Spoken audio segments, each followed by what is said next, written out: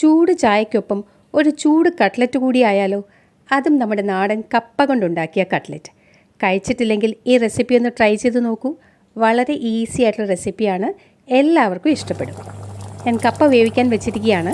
ഇതൊരു 1.5 കിലോളം കപ്പയുണ്ട്. ഇത് മുഴുവനും കട്ട്ലറ്റ് ആക്കാനല്ല, വേവിച്ച് വെക്കുന്നുവെന്ന് മാത്രം. ഉപ്പും മഞ്ഞൾപ്പൊടി ഇട്ട് വേവിക്കുകയാണ്. കപ്പ വേവിക്കുമ്പോൾ എപ്പോഴും തുറന്നു വെച്ച് തന്നെ വേവിക്കുക. ആദ്യത്തെ വെള്ളം ഊറ്റിക്കളയുകയും വേണം. ഞാൻ അങ്ങനെ ചെയ്ത ശേഷം ഇതിപ്പോൾ രണ്ടാമത്തെ വെള്ളത്തിൽ വേവിച്ചുകൊണ്ടിരിക്കുകയാണ്. നല്ല പോലെ വെന്ത് കുഴയുന്ന കപ്പ തന്നെ വേണം കട്ട്ലറ്റ് ഉണ്ടാക്കാനായിട്ട് എടുക്കാൻ. വേവിച്ച കപ്പ തണുത്ത ശേഷം ഞാനൊന്ന് മിക്സിയിലിട്ട് അടിച്ചെടുത്തിട്ടുണ്ട്. ഇല്ലെങ്കിൽ നല്ല പോലെ ഉടച്ചെടുത്താലും മതി.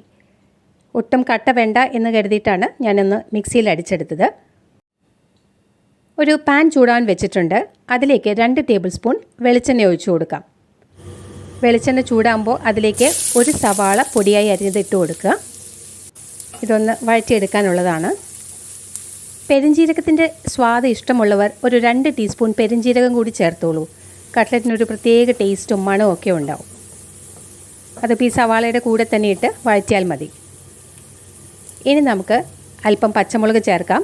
ഞാൻ എടുത്തിരിക്കുന്ന കാന്താരി മുളകാണ്. ഒരു 4 മുളക് എടുത്തിട്ടുണ്ട്.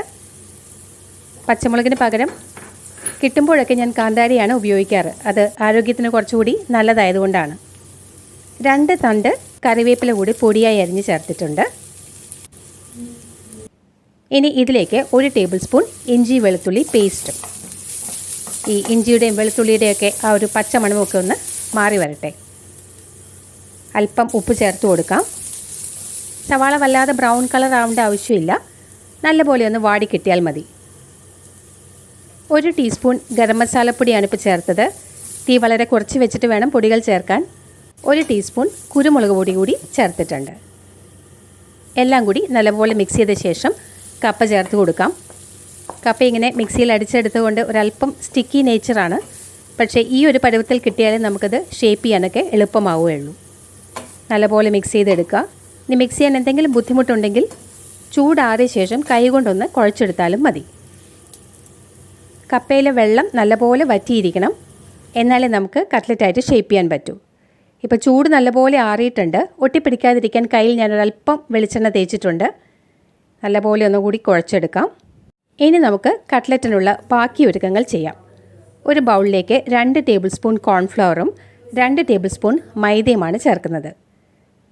ഇനി ഇതിന് പകരം മുട്ടയുടെ വെള്ള വേണമെങ്കിൽ ഉപയോഗിക്കാം. ഞാനിപ്പോൾ ഒരു പ്യുവർ വെജിറ്റേറിയൻ സ്റ്റൈലിൽ ചെയ്യുന്നതെന്ന് മാത്രമേ ഉള്ളൂ. ഈ പൊടിക്ക് ആവശ്യമായ ഒരു നുള്ള് ഉപ്പ് കൂടി ചേർത്ത് കൊടുക്കാം. എന്നിട്ട് നല്ലപോലെ മിക്സ് ചെയ്തെടുക്കാം. ഇനി ആവശ്യത്തിന് വെള്ളം ഒഴിച്ച് ഒട്ടും കട്ടയില്ലാതെ ഒരല്പം തിക്കായിട്ടുള്ള ബാറ്ററായിട്ട് എടുക്കാം. ഈ ഒരു പാകത്തിന്.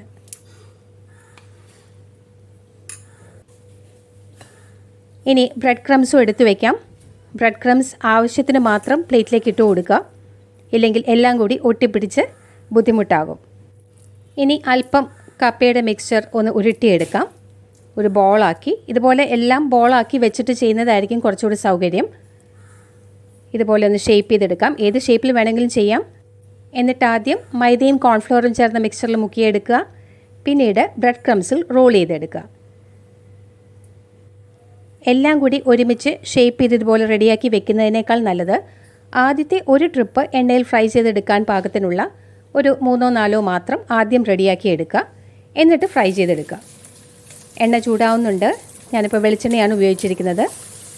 നല്ലവണ്ണം ചൂടായ ശേഷം കട്ട്ലറ്റ് ഇട്ട് കൊടുക്കാം. ഇനി ഒരു സൈഡ് നല്ലപോലെ ആയ ശേഷം മാത്രം തിരിച്ചിടുക. ഞാനിപ്പോൾ ഒരു 3 എണ്ണം മാത്രമാണ് ആദ്യത്തെ ട്രിപ്പിൽ ഇട്ട് കൊടുത്തിരിക്കുന്നത്. എണ്ണ നല്ല ചൂട് വേണം. ഒരു സൈഡ് ഒന്ന് മൊരിഞ്ഞ് വരുമ്പോൾ തിരിച്ചിട്ട് കൊടുക്കാം. അപ്പോൾ ഒട്ടും പൊട്ടാതെ തന്നെ നമുക്കിത് കിട്ടും. ഒരു കാര്യം ശ്രദ്ധിക്കേണ്ടത്, നല്ല ചൂടിൽ തന്നെ കഴിക്കാനും ശ്രദ്ധിക്കുക. കാരണം കപ്പയായതുകൊണ്ട് ഉള്ളിൽ നല്ല സോഫ്റ്റ് ആയിരിക്കും. പുറമേയുള്ള ആ ഒരു ക്രിസ്പ്നെസ് നഷ്ടപ്പെട്ട് കഴിഞ്ഞാൽ പിന്നെ കഴിക്കാൻ അത്ര സുഖമുണ്ടാവില്ല. നല്ല ചൂടായിട്ടിത് കഴിക്കുകയാണെങ്കിൽ അപാര ടേസ്റ്റുമാണ്. ഇനി ഇങ്ങനെ ഷേപ്പ് ചെയ്യാൻ താല്പര്യമില്ലെങ്കിൽ നമുക്കിത് ബോൾസ് ആക്കിയിട്ട് അങ്ങനെ വേണമെങ്കിലും ചെയ്തെടുക്കാം. ഒരു ട്രിപ്പ് ഞാൻ ഇങ്ങനെ ചെയ്തതാണ്. ബോൾസാക്കി ഉരുട്ടിയെടുത്തു. ഏത് ഷേപ്പിൽ വേണമെങ്കിലും ചെയ്യാം.